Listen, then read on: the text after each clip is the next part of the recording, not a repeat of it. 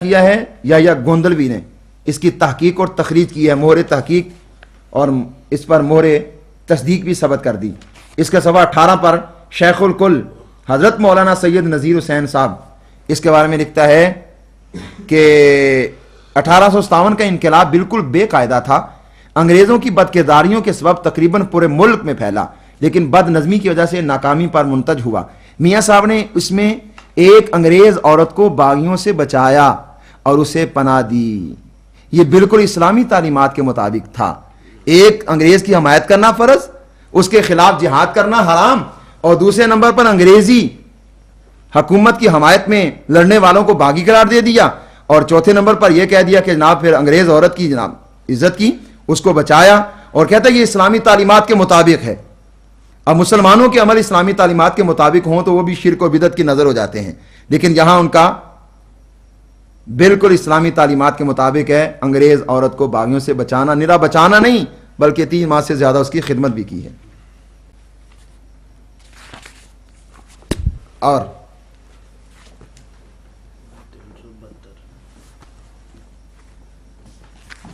یہ آ گئی کتاب سیرت سنائی، ثناء اللہ امرتسری کی سیرت لکھی ہوئی ہے، اور مصنف کا نام ہے عبد المجید خادم سودھروی، سرگودا ضلع گجرانوالہ سے چھپی ہے۔ یہ سودھرا ضلع گجرانوالہ سے عبد المجید خادم سودھروی، صفحہ نمبر 372 پر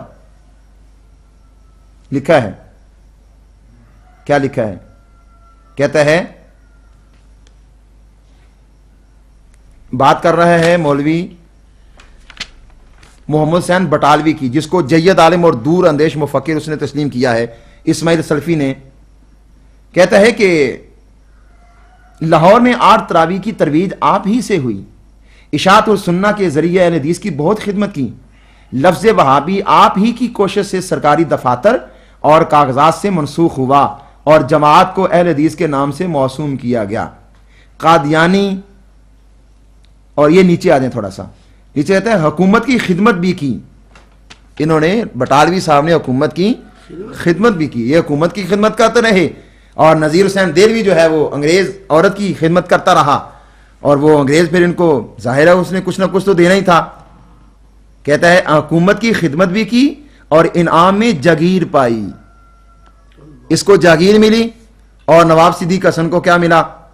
خطابات بھی ملے، کئی لاکھ روپے بھی دیے اس نے۔ یہ موجیں اڑاتے رہے اور انگریز کی حمایت کے نعرے لگاتے رہے۔ اس کے علاوہ یہ ہے حیات طیبہ، اگر انگریز کی حمایت کرنا یہ حیات طیبہ ہونا ہے تو پھر حیات خبیثہ نہ جانے کس بلا کا نام ہے۔ یہ صفحہ 201 پر لکھا ہے، مولوی اسماعیل صاحب نے یہ اعلان دے دیا تھا، سرکار انگریزی پر نہ جہاد مذہبی طور پر واجب ہے نہ ہمیں اس سے کچھ مخاصمت ہے، یعنی ایک تو کہ مذہبی طور پر جو مذہب وہابیوں کا ہے اس میں واجب نہیں ہے، اگر کہتے ہیں نمبر 2 اگر واجب ہو بھی جائے تو ہمیں کوئی مخاصمت نہیں ہے، کوئی لڑائی نہیں، کوئی جھگڑا نہیں انگریز کے ساتھ ہمارا، ہم صرف سکھوں سے اپنے بھائیوں کا انتقام لیتے ہیں۔ اور اس کا صفحہ نمبر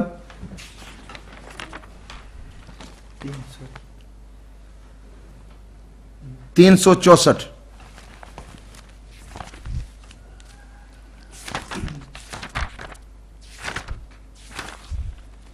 جب مولانا اسماعیل صاحب نے جہاد کا آغاز فرمانا شروع کیا ہے اور سکھوں کے مظالم کی کیفیت پیش کی ہے تو ایک شخص نے دریافت کیا، آپ انگریزوں پر جہاد کا فتویٰ کیوں نہیں دیتے؟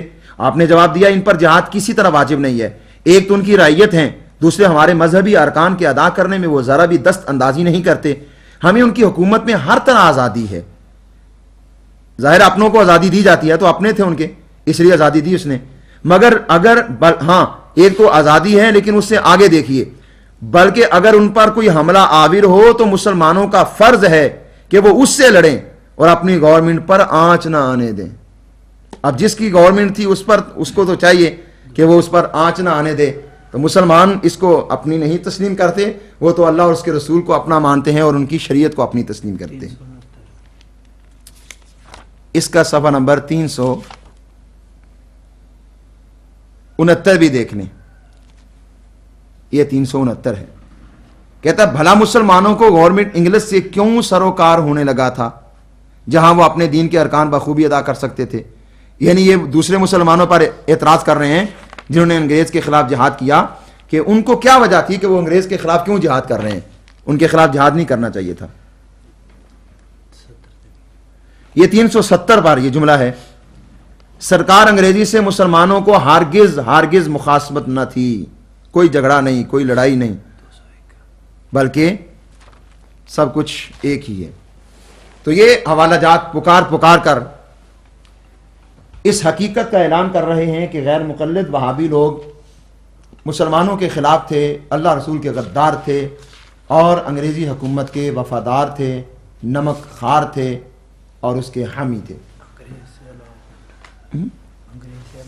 تو جب اتنے پیار اور قریبی تعلقات ان کے ساتھ قائم تھے، پیار بھرے تعلقات، تو انہوں نے اس سے فائدہ یہ اٹھایا، چونکہ یہ وہابی تھے اور ہیں بھی، اور پیچھے گزر گیا کٹر وہابی تک اپنے آپ کو کہا گیا، اور آج بھی کہتے ہیں کہ ہم وہابی ہیں۔ تو وہابی کا معنی چونکہ غلط تھا، اس کا معنی نمک حرام بھی ہوتا ہے، باغی بھی ہوتا ہے، اور واقعی اللہ رسول کے باغی ہیں، اللہ رسول کے نمک حرام ہیں۔ تو ان لوگوں نے کیا کیا؟ ان لوگوں نے اپنی مہربان اور اپنی رحم دل سرکار انگریزی حکومت سے یہ درخواست ان کو پیش کی کہ ہمیں جو ہے نا آج کے بعد وہابی نہ کہا جائے، چونکہ ہم آپ کے خیر خواہ ہیں، لہذا آج کے بعد ہمیں اہل حدیث کے نام سے یاد کیا جائے۔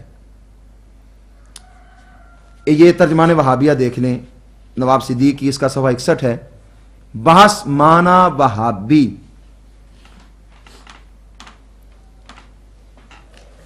اس کے نیچے یہ چھوٹی سی بات، اور پھر آگے چلتے ہیں۔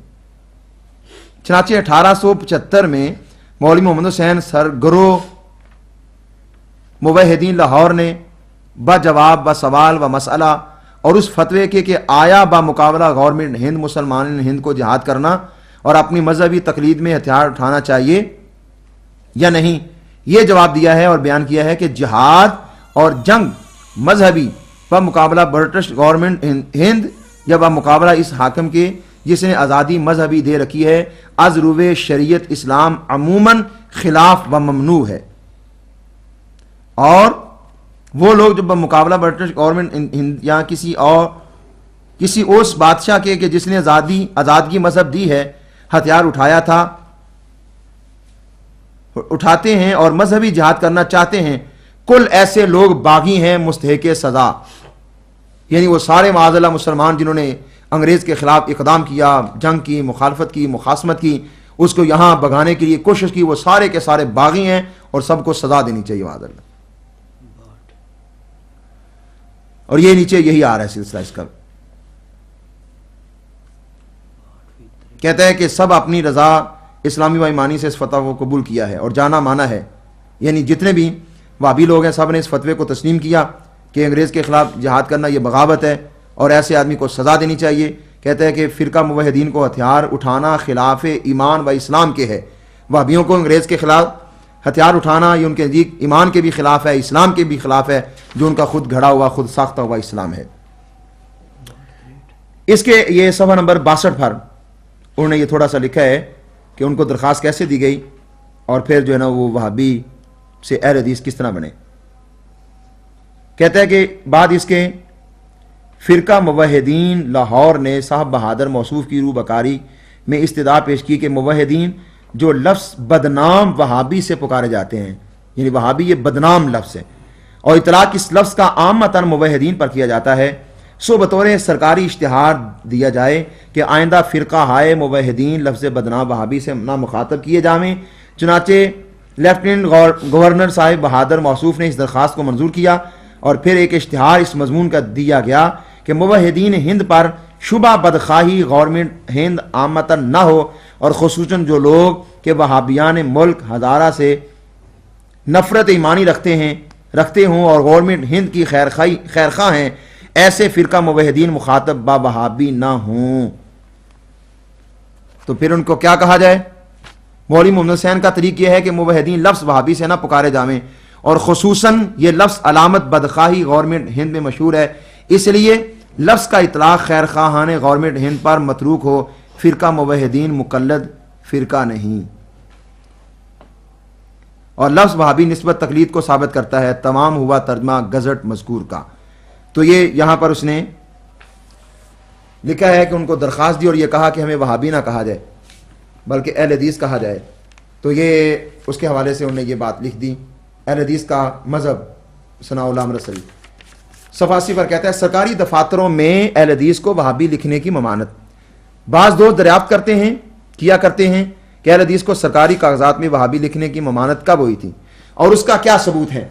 लिहाजा आम इतला के लिए लिखा जाता है कि अहले हदीस को सरकारी दफ्तरों में वहाबी लिखने की ममानत है।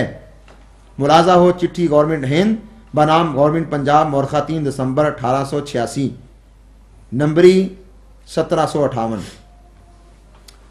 और ये सवा नीचे इसी सफ़े पर लिखा हुआ है, खुशखबरी, हमारे बाज़ वहाबी अहले हदीसों को ला मजहब लिखा करते हैं। शुक्र है हाई कोर्ट